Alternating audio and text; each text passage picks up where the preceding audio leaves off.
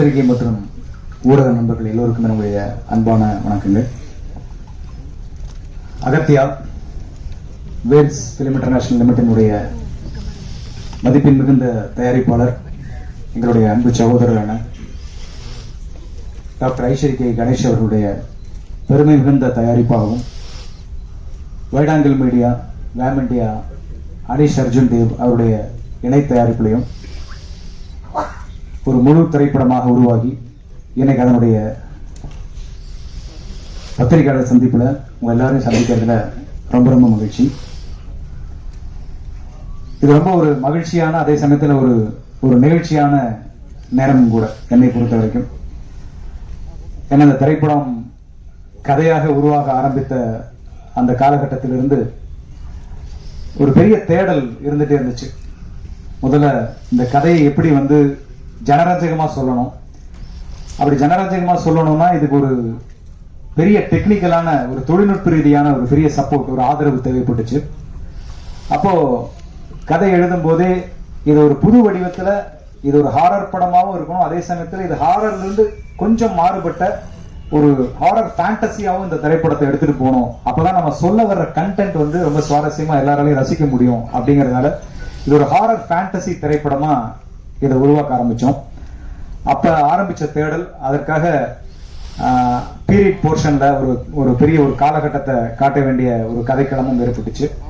So அந்த கதைக்களத்துக்காக ஏற்பட்ட தேடல், இதெல்லாம் முடிச்சு ஸ்கிரிப்டா எழுதினதுக்கு அப்புறம் இதை தயாரிப்பதற்கு ஒரு மிகப்பெரிய பொருட்செலவு தேவைப்பட்டது. ஒரு பெரிய தயாரிப்பு நிறுவனம் ரொம்ப மனமுவந்து பிசினஸ் எல்லாம் தாண்டி அதை எடை போடாமல் இந்த திரைப்படத்தை கண்டென்ட்டுக்காக செய்ய முன்வந்தா மட்டும்தான் இந்த திரைப்படம் வெள்ளித்திரைக்கு வரும். அப்படிங்கிற சூழ்நிலையில நிறைய பேர் நாங்க அப்ரோச் பண்ணோம்.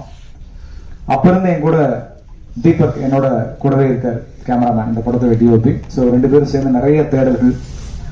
அந்த சமயத்துல தான் எனக்கு ஜீவா சாருடைய அறிமுகம் கிடைச்சது. ஸோ அவரோட நான் நிறைய படங்கள், பாடல் எழுதுற படங்களாகட்டும், அல்லது அவருடைய களத்தில் சந்திப்போம்ல ஒரு சின்ன ஒரு ரோல் பண்ணேன், ஒரு கெஸ்ட் அப்பியரன்ஸ். அப்படி ஆரம்பிச்ச ஒரு நட்பு பயணத்துல ஒரு நாள் அந்த நாட் சொன்னேன், இந்த மாதிரி ஒரு கதை இருக்கு சார் அப்படின்னு சொல்லி. அவர் சொன்னார், சார் ஹாரர் நான் பண்ணிட்டேனே சார் அப்படின்னு. இல்ல சார், இது ஹாரர் படம் கிடையாது, ஹாரருங்கிறது நம்ம ஒரு லேபிளா வச்சிருக்கோம், இதை தாண்டி இதுக்குள்ள ஒரு கண்டென்ட் இருக்கு சார், இந்த கண்டென்ட்டை நம்ம மக்கள்கிட்ட கொண்டு போய் சேர்க்கணும், இதுக்கு நம்ம ஃபேண்டசி ஹாரரா இதை ட்ரீட் பண்ணுவோம், ஒரு அட்வென்ச்சர் ஹாரரா வேணா இதை நம்ம எடுத்துட்டு போகலாம். அப்படிங்கும்போது அந்த அட்வென்ச்சர் ஹாரர் அப்படிங்கிற விஷயம் ஜீவா சாருக்கு ரொம்ப பிடிச்சிருந்தது. சரி சார், நான் இதை ட்ரை பண்றேன் அப்படின்னு சொன்னாரு. கண்டிப்பா எங்க அப்பா இந்த படத்தை ப்ரொடியூஸ் பண்ண மாட்டாரு அப்படிங்கிறத அப்பவே சொல்லிட்டாரு. ஏன்னா பெரிய பிரம்மாண்டமான வேலை, அதிகமான ஒரு பட்ஜெட்டா இருக்கு அப்படின்னு. ஸோ அப்ப எப்படி பண்ணலாம் அப்படிங்கும்போது அவருக்கு அந்த இடத்துல ஒரு ஏதுவான ஒரு இந்த படத்தை எடுக்கக்கூடிய மனநிலையில் இருப்பார்கள் அப்படின்னு அவர் நம்பி அழைச்சிட்டு போன இடம் தான் வேல்ஸ் பிலிம். அதுல ஐஸ்வரி கணேசன் சார் அவரோட இல்லத்துல சந்திச்ச நாள் இன்னும் ஞாபகத்தில் இருக்கு. ஸோ கதை அவர்கிட்ட சொன்னோம், ஒரு கதை ரொம்ப பிடிச்சிருந்தது. உடனே எல்லாமே ஆர்கனைஸ் பண்ணாரு. நாங்க கேட்டது, நாங்க கேட்க தயங்கினது, நாங்க இதெல்லாம் கேட்கலாமான்னு யோசிச்சது அப்படின்னு எதையுமே விட்டு வைக்காம அவ்வளவு பேரையும், ராஷி கண்ணா ஒரு பேன் இண்டியன் ஹீரோயின் இன்னைக்கு, ஸோ அவங்கள இந்த படத்துக்கு ஹீரோயினா கொண்டு வரலாம் அப்படிங்கிற முடிவு எடுத்தாரு. அதுல இன்னொரு முக்கியமான அழுத்தமான கதாபாத்திரம் அர்ஜுன் சார் பண்ணா நல்லா இருக்கும் சார் அப்படிங்கும் போது அர்ஜுன் சாரை பேசி அவர் இந்த படத்துக்குள்ள கொண்டு வந்தாங்க. அதுல சில ஃபாரின் ஆர்டிஸ்ட் நடிச்சா அந்த கலர் அப்படியே மெயின்டைன், அப்படியே பிரதிபலிக்கும். அப்படிங்கும் போது அந்த ஃபாரின்ல இருந்து அந்த ஆர்டிஸ்டுகள் எல்லாம், ஒரு மட்டில்டான்ற ஒரு ஹீரோயின் வந்தாங்க, அப்புறம் எட்வர்ட் அப்படிங்கிற ஒரு முக்கியமான ஒரு RRR படத்தில் நடிச்சவர், அவரு உள்ள வந்தாரு. அப்புறம் யோகி பாபு சார், ஒரு comedy portion Yogi Babu sir, VTV, Kingsley, Radharavi sir அப்படின்னு சொல்லி ஒரு பெரிய நட்சத்திரங்கள் அணிவகுப்பே இந்த படத்துல எங்களுக்காக அவர் நடத்தி கொடுத்தாரு. அதே மாதிரி இந்த படத்தை ஒவ்வொரு நாளும் எடுத்துட்டு போகும்போதும் அதுக்கு லைவ்லயும் சரி, பீரியட்லயும் சரி நிறைய செட் ஒர்க் தேவைப்பட்டுச்சு.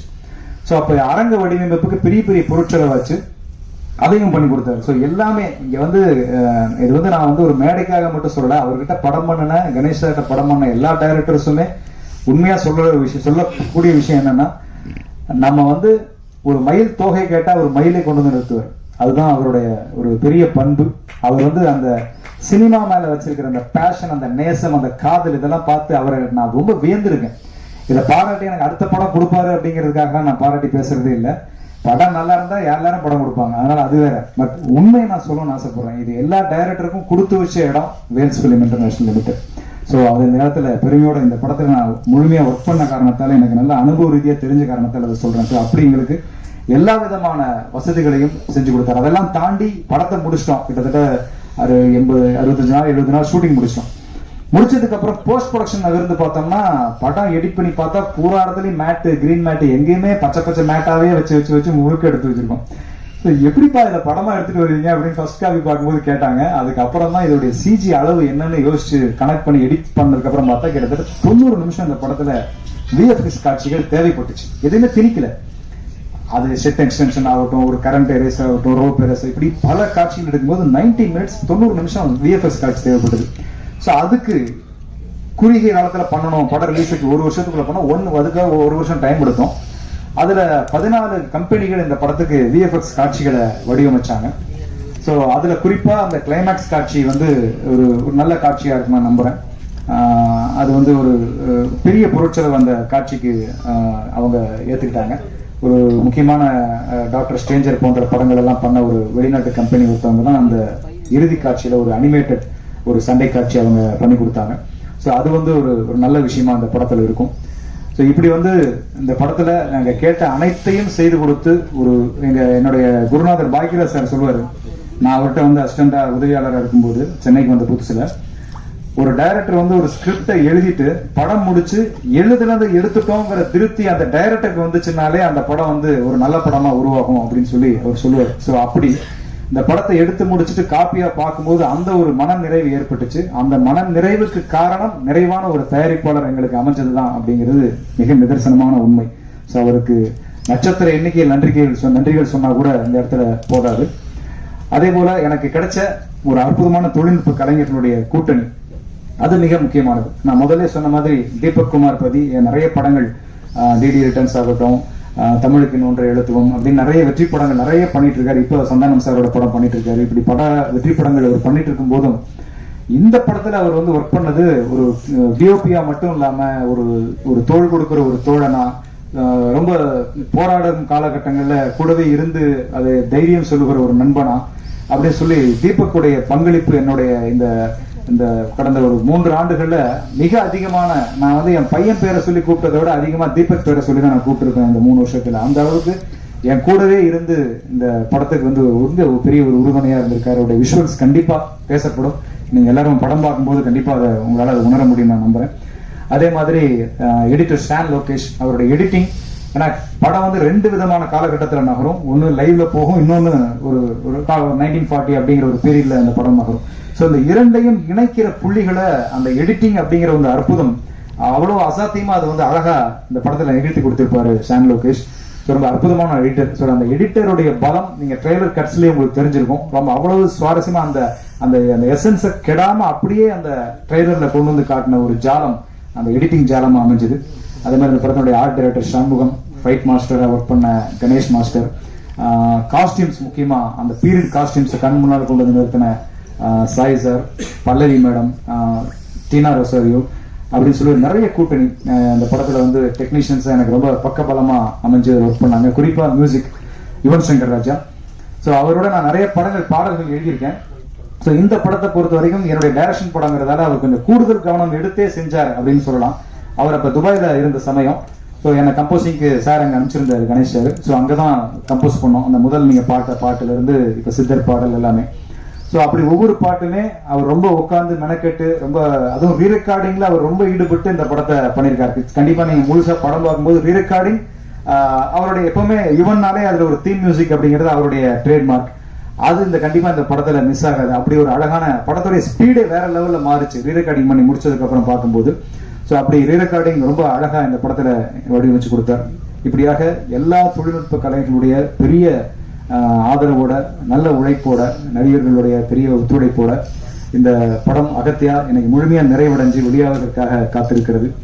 ஸோ இந்த நேரத்துல இந்த படத்தை பத்தி ஒரு நெருக்கமாக சொல்லிக்கிட நான் விரும்புறது, இது முழுக்க ஒரு நல்ல ஒரு ஜனரஞ்சகமான ஒரு 2.25 மணி நேரம் ரொம்ப ஒரு ரிலாக்ஸா மனம் விட்டு எல்லா குடும்பத்தினரும் வந்து பார்த்து ரசிக்கக்கூடிய வகையில வடிவமைச்ச ஒரு அழகான ஒரு திரைக்கதையோட, நல்ல தமிழ் வசனங்களோட, பாடல்களோட, அதே சமயத்துல எல்லாரும் இப்ப விரும்புற அந்த ஹாரர், காமெடி, இதை கடந்து ஒரு ஃபேண்டசி எலிமெண்ட் அப்படிங்கிற ஒரு புது விஷயத்த இந்த படத்துக்குள்ள கொண்டு வந்திருக்கோம். ஸோ இதெல்லாம் கலவையாக பார்க்கும்போது அனைவருடைய ஜனரஞ்சக ரசனையும் பூர்த்தி செய்யக்கூடிய ஒரு நல்ல படைப்பாக இது இருக்கும் அப்படிங்கிறது என்னுடைய அழுத்தமான ஒரு நம்பிக்கை. நிறைவாக ஒரே ஒரு விஷயம் என்னன்னா, ஒரு இயக்குனராக சொல்லும்போது, இயக்குனராக மட்டுமல்ல, ஒரு படைப்பாளியாக சொல்லும்போது, எந்த ஒரு படைப்புமே மக்களுக்கு ஏதாவது ஒரு விதத்துல ஒரு பயன்பாட்டுக்கு இருக்கணும். அதுதான் ஒரு படைப்பின் இலக்கணம் அப்படின்னு நான் நினைக்கிறேன். அந்த படைப்பு எதுவாக இருக்கலாம். அது ஒரு புல்லா கூட இருக்கலாம், அது ஒரு புல்லாங்குழலா இருக்கலாம். புல்லாக இருந்தால் அது நடப்பவர் கால்களில் பட வேண்டும். புல்லாங்குழலாக இருந்தால் அதை எடுப்பவர் கைகள் தொட வேண்டும். ஸோ படைப்பு என்பது மக்களின் பயன்பாட்டிற்கு ஏதாவது ஒரு விதத்தில் அது போய் சேரணும். அப்படி ஒரு முயற்சியாகத்தான் இந்த அகத்தியா ஒரு அழகான கருவை சுமந்து கொண்டு மக்களை நோக்கி, உங்களை நோக்கி வந்து கொண்டிருக்கிறது. நான் சினிமாவிற்கு கிட்டத்தட்ட 27 வருஷங்கள் ஆயிடுச்சு. பாடலாசிரியர் அறிமுகமாகி, நடிச்சு, டைரக்ஷன் பண்ணி, ப்ரொடியூஸ் பண்ணி அப்படின்னு சொல்லி அகத்தியா 27 வருஷங்களை கடந்துருச்சு. ஸோ 27 ஆண்டுகள்ல நான் சினிமாவுக்குள்ள இருந்து கத்துக்கிட்ட விஷயம் ஒண்ணுதான். சினிமாவினுடைய வெற்றி என்பது, சினிமாவில் ஜெயிக்கிறது, வெற்றி பெறுவது என்பது தேடி செய்வது அல்ல, அது பலரும் கூடி செய்வதுதான் வெற்றி. சினிமாவின் வெற்றி மட்டும் ஒரு தனிப்பட்ட வெற்றியா ஒரு தனி மனிதர் ஜெயிச்சிட்டார் அப்படி இருக்க முடியாது. பல கலைஞர்களுடைய கூடி செய்வதுதான் ஒரு கலைஞருடைய வெற்றியா மாறும். அப்படி இந்த அகத்தியான்கிற படைப்பை எடுத்து வந்திருக்கிறோம். உங்கள் எல்லோரோடும் கூடி இந்த வெற்றியை அடைய வேண்டும் என்பது என்னுடைய மிக அன்பான ஒரு வேண்டுகோள். என்னுடைய பேனாவிற்கு உங்களுடைய பேனாக்களை துணைக்கு அழைக்கிறேன். உங்களுடைய வாழ்த்துக்களோடு பிப்ரவரி 28ஆம் தேதி வருகிறோம். வாழ்த்துங்கள். இந்த மிகப்பெரிய வாய்ப்புக்கு என்னுடைய அன்பான நன்றிகளை தெரிவிச்சுக்கிறேன். நன்றி, வணக்கம்.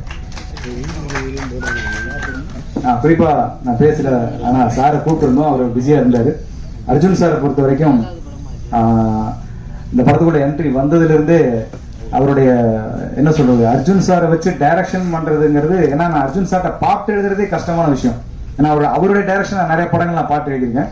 ஸோ அப்படி அவர்கிட்ட பாடல் எழுதுறதே பெரிய வேலை. அவரை வச்சு டைரக்ஷன் பண்றதுங்கிறது இன்னும் பெரிய வேலை. ஏன்னா அவருக்கு அது ஒரு நடிகரை மட்டும் இல்ல, சீனியர். அதை தாண்டி அவரே ஒரு நிறைய படங்கள் டைரக்ஷன் பண்ணவர். அப்படிங்கறதால செட்டுக்குள்ள வரும்போதே சீன் பேப்பரை படிச்சோன்னே இதுக்கு எந்தெந்த ஷார்ட் டிவிஷனு, இது ஏன் இத்தனை கேமரா இருக்கு, இந்த ஷார்ட்டை யூஸ் பண்ண நீ இந்த ஷார்ட்டை எங்க போடுவேங்கிற கேள்விகள்லாம் அவருக்குள்ள இருந்துட்டே இருக்கும்.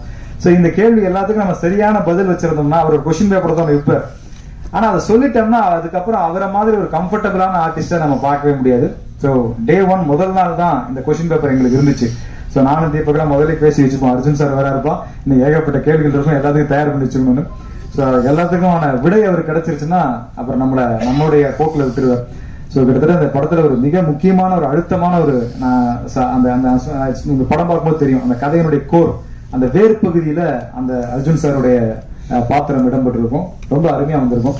ஸோ அர்ஜுன் சாருக்கு ரொம்ப அந்த ஹைதராபாத்ல கொஞ்சம் வரதா இருந்தது, அதனால அவரை அங்க கொஞ்சம் படப்பிடிப்புல இருக்காரு. ஸோ ப்ரீவியூ ஷோக்கு வரேன் இருக்காரு, சந்திக்கிறேன் அப்படின்னாரு பத்திரிகையாளர்ல. ஸோ அவருடைய அந்த மிகப்பெரிய பங்களிப்புக்கு என்னுடைய நன்றி தெரிவிச்சுக்கிறேன். நன்றி.